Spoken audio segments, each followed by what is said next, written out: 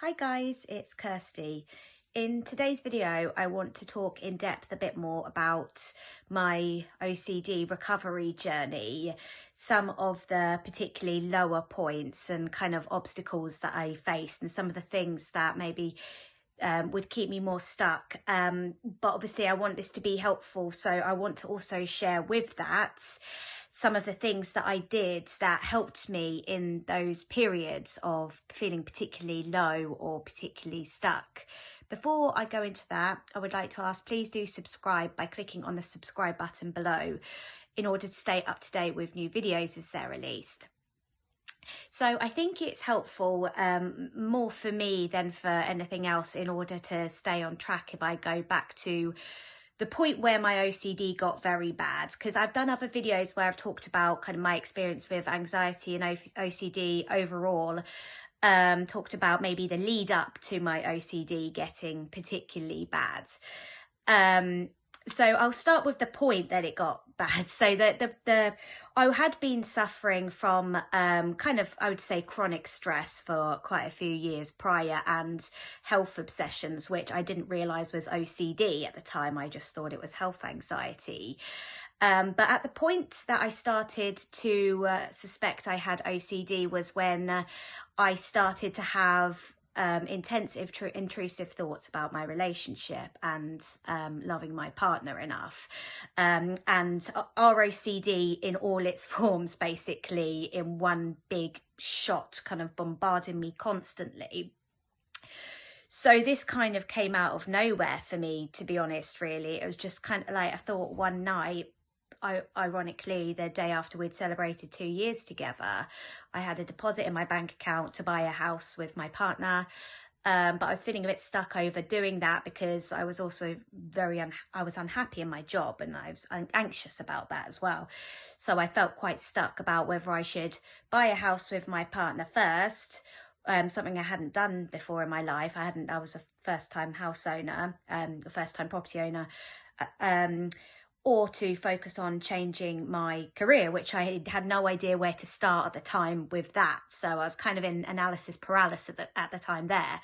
And then suddenly I had this one thought that just locked me onto the relationship then, kind of the thing in my life at the time, which felt really good, really safe. It was something that was going well for me, and I was, optimistic for our future together. So it was a real shock to me that I started to have these thoughts. But obviously, as we know, OCD feels incredibly real at the time. At the time, I only knew OCD as being checking things and hand washing, same as a lot of people think, because that was my kind of exposure to it at the time. But I did know that I had been suffering from anxiety for a while. So I suspected that it was to do with, something anxiety-ish. But it was, at the time, because I had no idea what was going on, I was confessing constantly to my partner about the thoughts that I was having. I was asking him for constant reassurance. He said to me, thought's just a thought. And I was like, yeah, a thought's just a thought. Honestly, nobody had ever said that to me before. I thought it's just a thought. So by this point, I was already locked on. But I've got that horrible gut feeling something might be wrong. So what made it even kind of made me add extra layers onto the suffering, though, was that it just so happened in a few days' time I was due to go away for my friend's wedding. One of my best friends in the world, for who I was due to be a bridesmaid. So then I was putting extra pressure on myself. I've got to stop this panicking because I've got to be a bridesmaid. I've got to be on good form for this. Plus, I need my partner to have a good time while we're away. I don't want to ruin his trip as well as mine. So then that just added to it. So then it was panic attacks each day, going into my stressful job as well. So trying to sort of juggle the anxiety alongside that. I remember sort of constantly wanting to talk about my thoughts to my a very close work colleague of mine, who also, she had a good understanding of kind of anxiety, and she was the one who actually said, "Oh, so you're having intrusive thoughts?" I was like, "Oh, is that what that is?"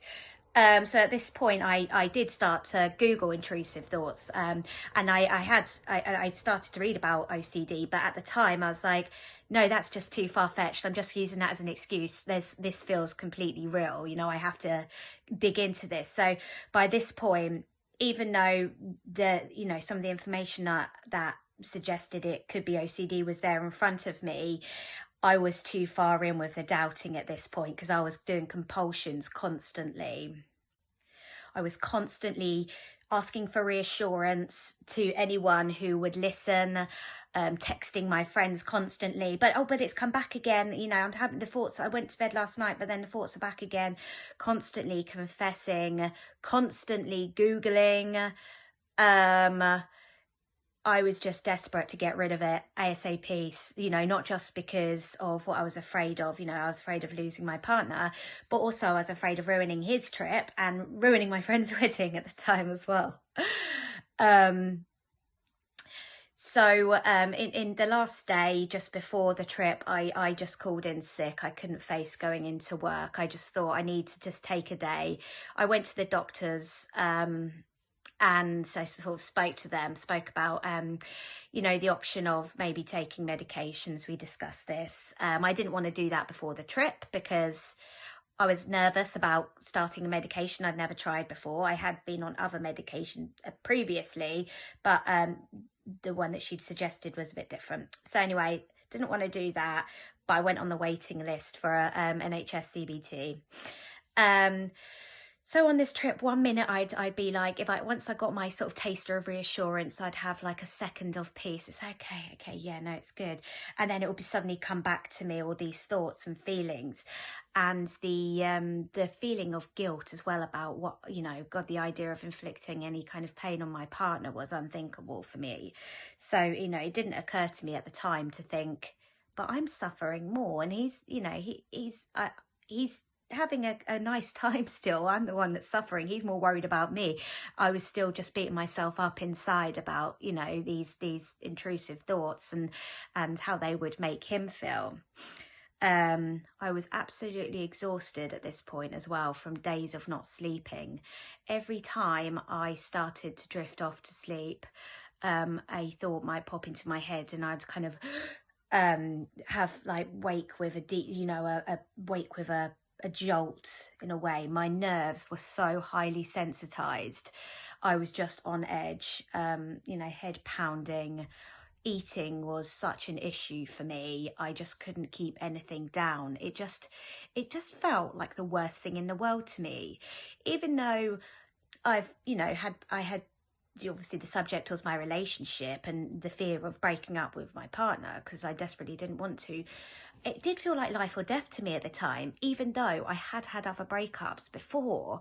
But that's the thing with OCD. It's like the alarm bells are, along with all of the feelings of it, feeling real, the intrusive thoughts, the anxiety that comes with it as well makes it feel so real, makes it feel so dangerous and life or death as well. I actually remember thinking at one point, this is so awful, I would rather have cancer, which is weird that I would think that because I had lost my mum to cancer a few years before, so I know how bad cancer is. Everyone knows how bad cancer is, silly thing to say, but I've witnessed firsthand someone suffering from cancer and passing away from cancer. I cared for my mum as she passed away. I've seen that. I've seen, the way what it can do to people and the various parts of it. Yeah, I still had that thought. That's how bad it felt to me in the moment. I mean, at this point, sort of like, this trip, I was away. I was drinking a lot. Everyone was drinking a lot. We were away for an abroad wedding, but, it was a wedding as well. It was so triggering for me. Watching the beautiful vows of this amazing, perfect couple, and me constantly in my head ruminating over everything. I didn't want to look at my partner because, you know, it just reminded me of, you know, I've dragged him here and, you know, all of these things. And then I'd feel feel guilty and terrible during the day. Like, what if I'm not helping out enough of the wedding because I'm exhausted, because I'm not sleeping? I'm also low in energy because I'm struggling to eat at the moment. I was losing weight quite quickly. I would have moments where I would, you know, be able to eat a little bit, but it was a real struggle to me eating. It was not something I was particularly enjoying, and that's unusual for me because I'm a girl who loves her food. So it was when I got back from that trip, I did start to take some medication, and I got signed off work as well, just because I was struggling at this point to hold a conversation. I just felt like my whole world was spiraling out of control, and I felt like I was going to lose everything. I felt like, along with my relationship, I was going to lose my job because I wouldn't be able to do my job because of the way I felt, how distracted I felt by all of my thoughts constantly, by the fact that I was becoming quite weak because I wasn't sleeping and eating. And I also lived with my partner as well, so I was going to lose my house too, and then I wouldn't be able to see my friends, so I was going to lose them. So it was spiraling, you know, beyond control. So I was signed off work, and I do believe for me for me, how I felt at the time, it was the right thing. It was good that it was only for 3 weeks and I returned, because I do think structure is good, as hard as it can be.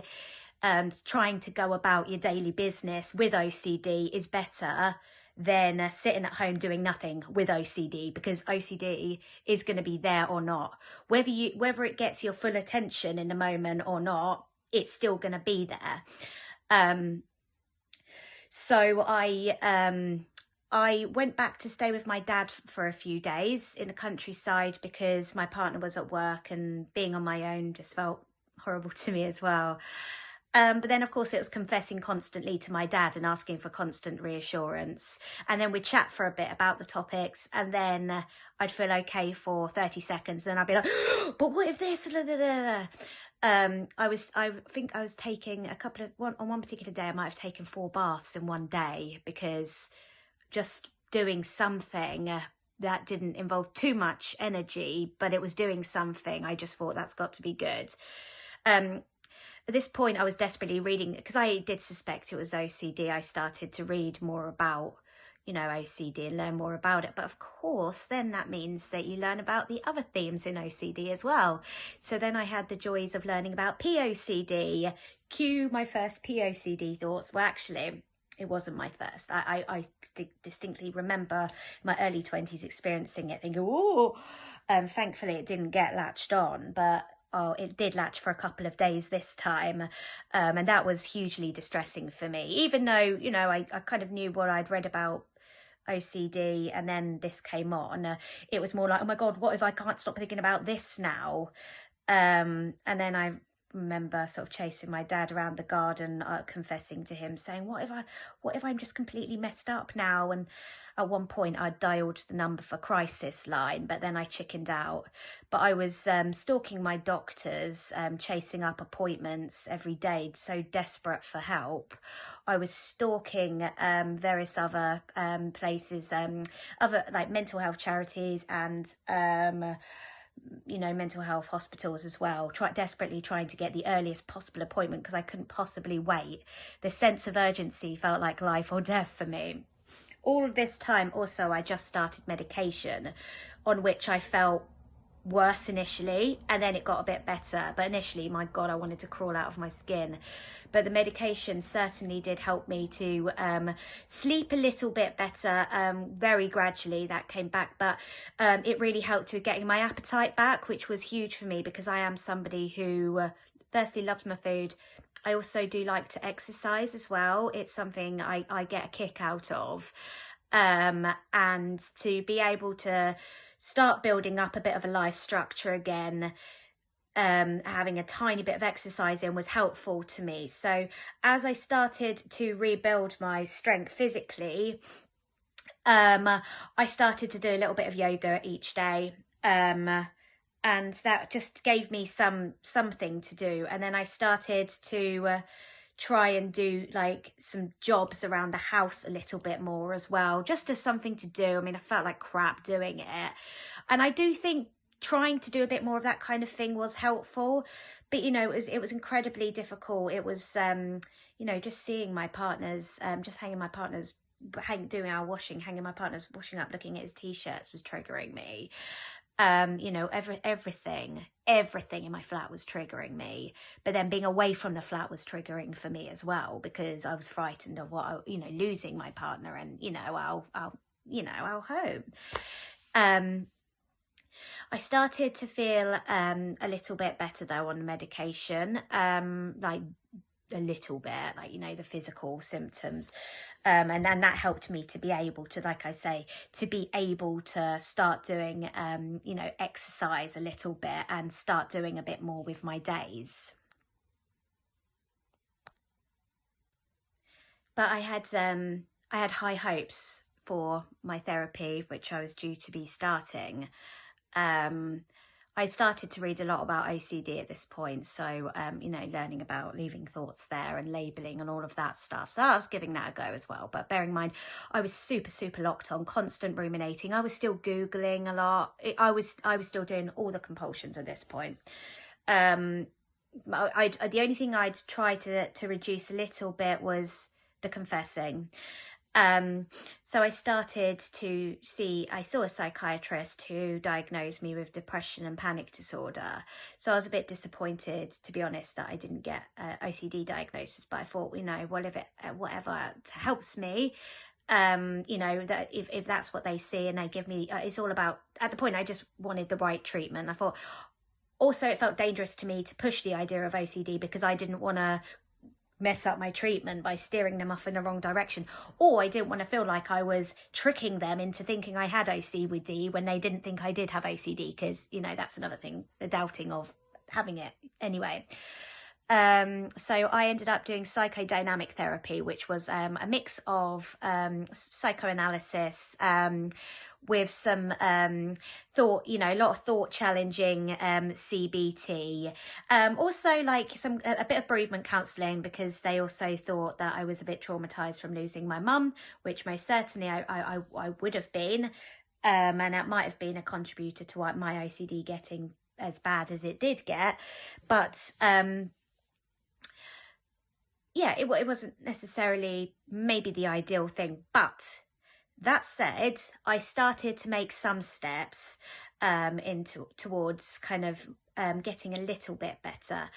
My low mood with it started to lift. I mean, I felt like for a couple of weeks I'd lost my ability to laugh. And I remember my partner at a certain point saying, well, oh, look, you've got your sass back as well. So I kind of, my mood started to lift. So some of the things that I learned in the psychodynamic therapy was helpful. But of course, the problem was it did involve reassurance. It also did involve feeding into my sort of compulsive urges to analyze what was going on and to understand exactly what was going on. So, you know, she would ask me questions and consider the questions that I would ask. And she didn't treat me as somebody who has OCD. I guess because she hadn't experienced somebody who was maybe experiencing my particular themes at the time. Anyway, so I started to improve a bit mood-wise. My anxiety came down a little bit. I started to challenge certain other things in my life. But the ROCD was very much locked on, and I still felt incredibly lonely because I think feeling like maybe my therapist didn't really, maybe wasn't getting what it completely, maybe did add to my feeling alone even more so. I mean, I felt quite hopeless at times because I was like, I feel like I'm having to keep this now from my therapist, because otherwise she's going to think that, you know, maybe I don't love my partner and maybe I should leave him because she doesn't seem to get what I'm struggling with. At this point also, other people I think started to maybe expect me to be doing a lot better, so I kind of tried to act it. I was going back to working really long hours. I was socialising. I was pretty high functioning considering how much I was still suffering. I felt, yeah, really alone still, to be honest. I felt like I was living a kind of secret life. But, you know, I was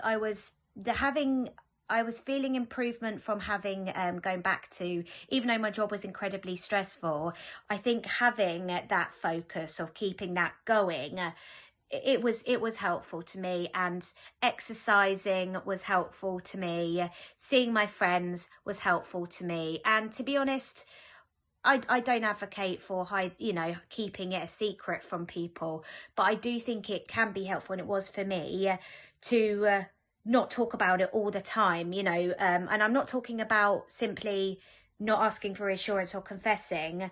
I'm talking about it can be helpful to not talk about having OCD all the time or having anxiety all the time, because I sometimes think that we're feeding into it more because we're giving it that much attention.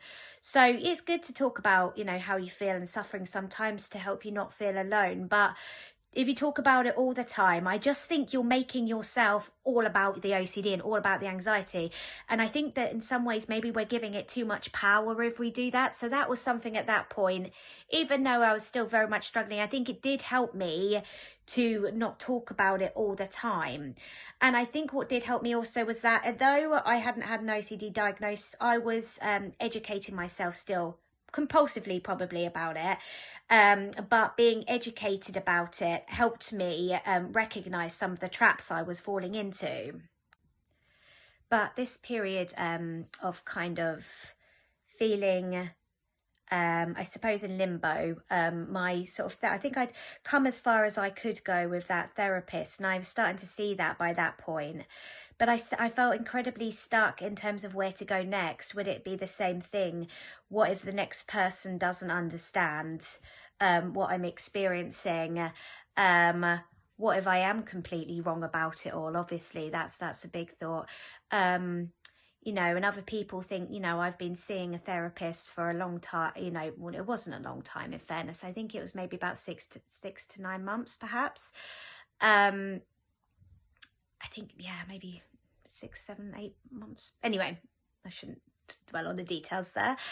But the feeling expectations from other people in my life, not that anybody did anything to sort of make me think this was my own sort of creations in my mind, but I felt like they were expecting me to be better, and I almost felt a bit like, and if I'm not better, then that's more evidence to them that anything that I'd have confessed to them previously would have been true.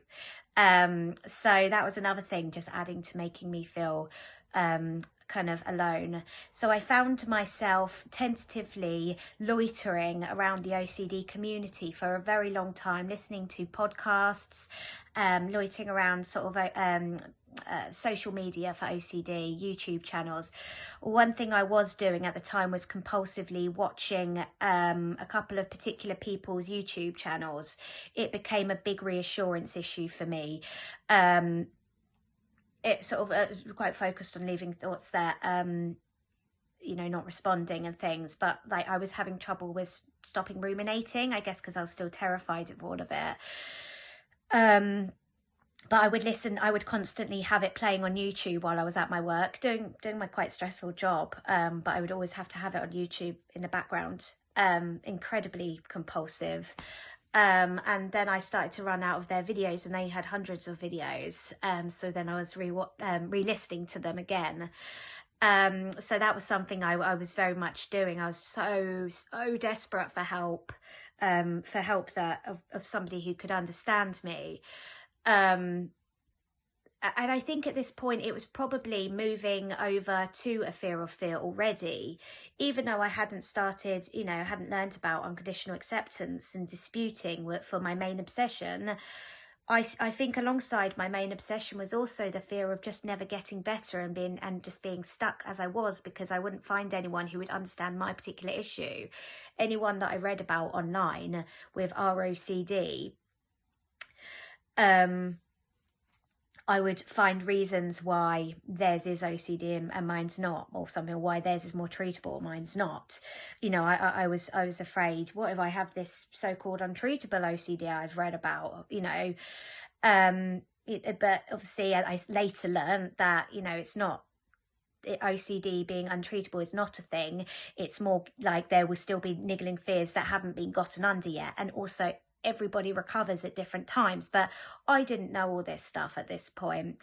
I mean, I was still kind of still spending a lot of time every night writing, you know, doing self-directed CBT, writing pages and pages and pages and pages and pages of notes in big notebooks of thought challenging. So when I'd have a thought, I'd say evidence for it being true or false and a new thought to replace it with. So I was doing this an hour a night while I had my very stressful long hours job.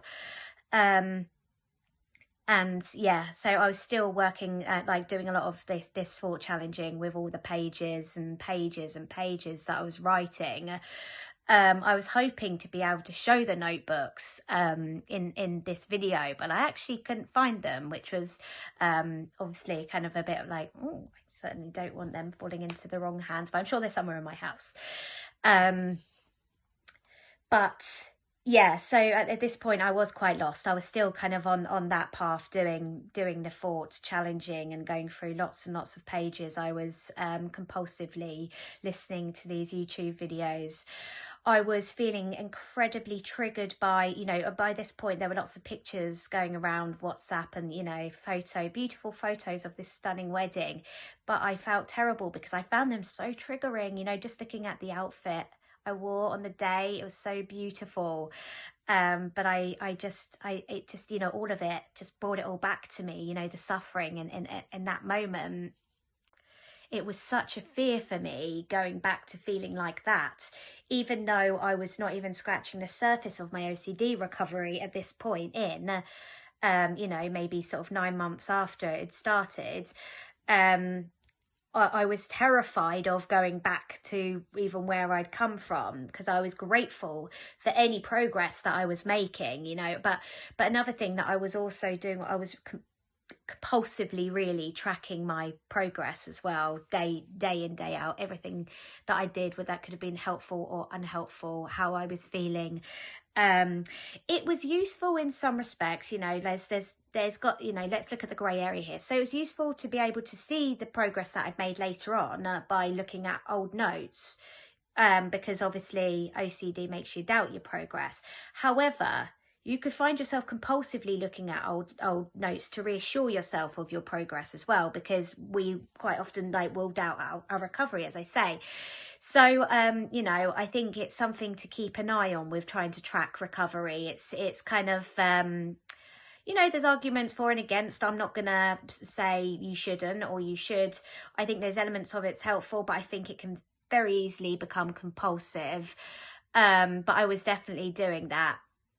A turning point for me was when I started working with OCD recovery. I learned about unconditional self-life and other acceptance, which started to chip away at my OCD.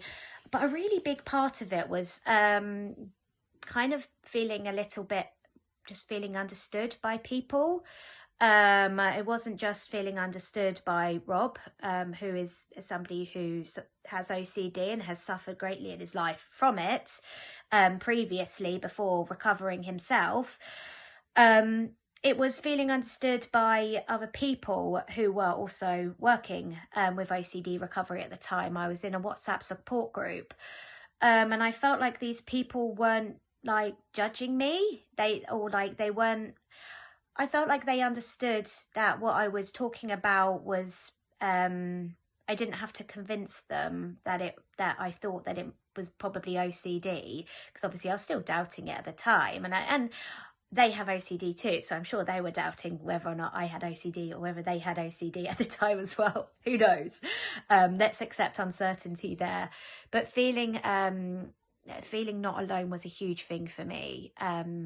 That was a big one for me. It was in the limbo period of while psychodynamic therapy did help me a little bit in some ways, still feeling so latched onto the OCD with it, because it wasn't necessarily the right kind of therapy for OCD. Having given it a go and then felt like it hadn't worked completely did make me feel a little bit hopeless at times and very lonely. that like I wasn't going to be able to find somebody who got my particular problem, because, you know, OCD can make you very much feel like yours is completely individual, and yours is the exception to the rules, obviously. So that was how I'd been feeling at the time. And the meeting other people with OCD was really, really helpful to me, and it really boosted my confidence, like to start feeling like I was a bit more on the right track, because I'd felt like I was flailing, but I was afraid to approach someone who was offering treatment for OCD specifically, in case I didn't have OCD. But of course you need to take that take that risk, and, you know, if you go working on accepting that, you know, unconditional acceptance is something that is applied to all sorts of mental health suffering, not just OCD, anxiety, depression, you know, various things. So I knew that I was suffering, and that was enough for me. I wanted to change. I wanted to work towards, I wanted to start seeing some improvement, and I certainly did. After working very, very hard, I was kind of always perhaps guilty of working a little bit too hard because of my obsession with OCD itself, I suppose, which has been something that has now been, you know, useful to be able to do the videos that I'm doing to help other people, because of all the research I was doing about OCD and learning, you know, getting quite a good insight into it. So it's good now to be able to share that knowledge. But at the time, I was compulsively researching because I was too desperate to recover. And unfortunately, when we're suffering that much, it's hard not to be super desperate to recover. So yeah, the ruminating aspect of it, like learning that, you know, sometimes it kind of is an automatic thing, because our brains are trying to keep us safe, and we are still, you know, the alarm bells might still be sort of going 10 to the dozen. But it was nice to start to be able to bring down like the automatic ruminating as I started to bring my fears down. But that was definitely a big learning curve for me. That was a big thing that I realised before I'd sort of delved in deeper with my recovery. But after I started working with OCD recovery, I had tried so hard to leave the thoughts there, but it was hard to leave the thoughts there when it was going constantly, and that going constantly, a big part of that was ruminating for me. You know, almost like keeping me locked onto the cycle without me being able to control it. It was only once I started to bring the fear down and learn how to kind of manage my OCD, and that was something, you know, another thing you start to learn over time is sometimes your OCD needs, you know, you need to be working a bit harder in your recovery. Sometimes there's a point where you learn to take your foot off the gas for a little bit, because you might be getting a little bit stuck on the idea of recovery as well. You might be getting obsessed with recovery and terrified of not recovering, and that's definitely something for me. So I started to kind of get a bit more okay with trying, okay, let's see how I go doing this for a week and see how that gets on. And, you know, a big part of what you need to learn when you're working with somebody, OCD coach or therapist, is, you know, you need to learn to be your own therapist, and because you can't always, you can keep working with that therapist forever, but, you know, the idea is at some point you might stop, however long that takes, you know, whether that's 6 months, a year, 2 years, 3 years. Another thing for me that helped me was stop putting a timer on it for me. You know, however long I need to be working on it, I need to be okay with that. So I practiced, you know, if it takes me 5 years, then I'll practice being okay with that. I'll practice acceptance of that. And that, again, I saw more progress as I stopped putting timers on myself, and as I started to, you know, to accept that there will be periods where you know, maybe I will coast for a bit, and then I realize I'm coasting, and then you do a bit more work on your recovery for a bit. It's losing that desperation to rid yourself of all of the symptoms that it really helps. And that was another big learning point for me as well, was that. And also realizing that after you've gone for a period, you're doing quite well, you do still need to work to maintain that, because, you know, you can you spend more time with other people, start taking on their beliefs again, and that sort of, you know, if they're a bit irrational about things, as many people are, you can start picking that up again and reverting back to old ways. So, you know, it's good to not avoid the topic of OCD as you start getting further along in your journey. And it's good to, you know, practice your tools that got you to that point from time to time in order to maintain where you're at.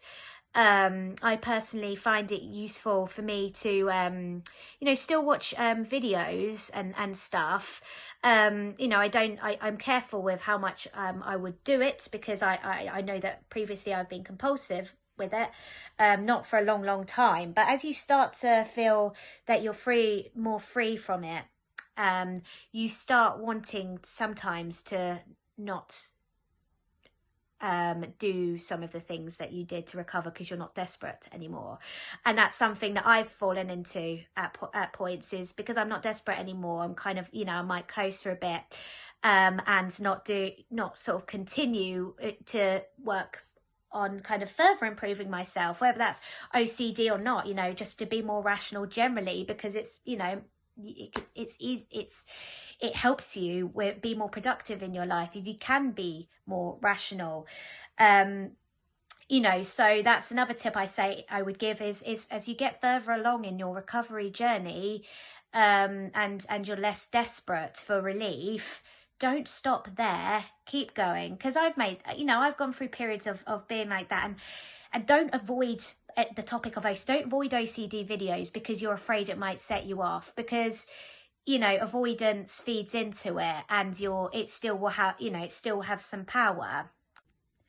So that was, yeah, a huge sort of thing that I started to kind of drum into my head a bit more at this point, was that recovery isn't linear. People recover at different points, at different paces, and that you also might find yourself doubting your recovery when you are having a down period, because we revert back to, you know, when we're in that anxious state of thinking, we might revert back to black and white thinking, you know, and doubting, and might be thinking, oh, but I thought I was feeling better, and we start catastrophizing again in those moments. And like I say, when you can practice accepting, you know, you don't have to like feeling like that, but it will happen from time to time.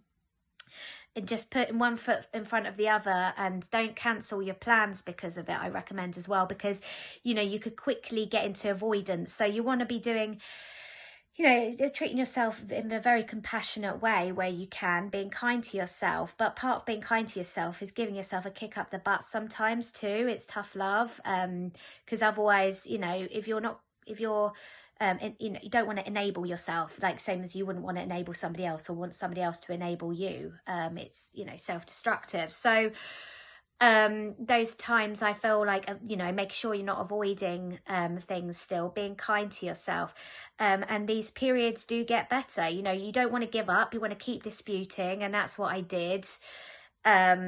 And then I came out of sort of a period where I'd relapsed. I think it was shortly after I'd moved into the house that I bought with my partner, kind of as I'd started to work on being more rational. I could see that, you know, taking steps forward in my life was a good thing, a good idea for me and worth the risks. But I did it combined with the house move, having a lot to do in the house, busy period of work, and I lost my way a little bit. I had a bit of a relapse, but I came through it, and it really helped me for the next time I had a relapse, because I felt a little bit like I still feel crap and I'm still doubting where I'm at, but I did get through the last one, so maybe I'll get through this one. And then the more of the relapses, you know, more of the not relapses, but more down periods I might have had, the more I felt confident that at some point I might feel a bit better, and I inevitably did, because I didn't give up, basically. So the kind of just, that was one of the big things that I learned about, you know, it not being linear. Another big sort of thing I mentioned in another video, backdoor spike, as something that really helped me learning about this, but not before I fell into its trap, is, getting frightened of the lack of anxiety as you start to move through your recovery journey. So that caught me, that tripped me up, and then it kicked me up the butt. As my anxiety came reduced massively at one period.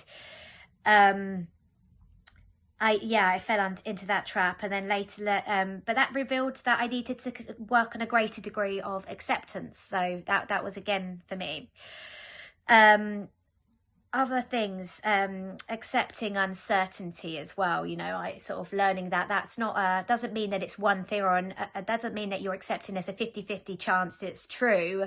It's kind of, it's accepting the 1 in a billion but chance it might be, or something like that. But as we work towards bringing our fear down of our themes, that feeling of accepting uncertainty becomes a bit easier.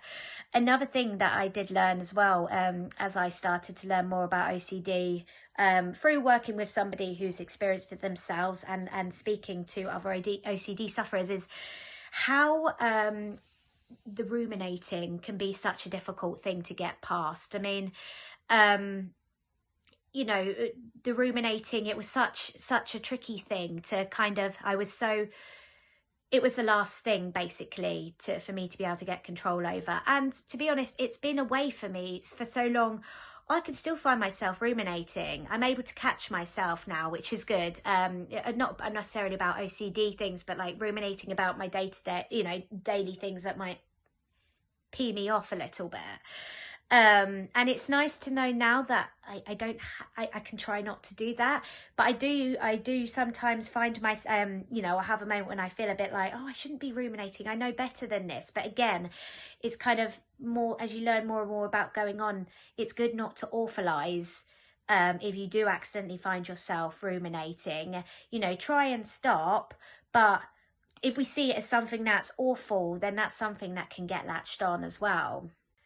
So a big part of my recovery journey was accepting having OCD itself, and accepting that recovery will take as long as it takes, and it's not linear. So if things were feeling a bit brighter for me. I was doing much better. I was feeling less alone. I was feeling more confident. I felt on more of a track doing exposures, and I was unlocking. My ROCD was unlocking.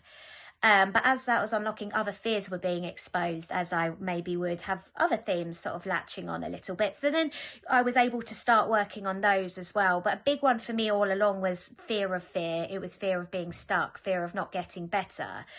And it was something that, so where I found the inevitable, period of doing a bit better, a bit of unlocking, feeling great, indestructible. And then, of course, there'd be a bit of a relapse, because that happens in recovery.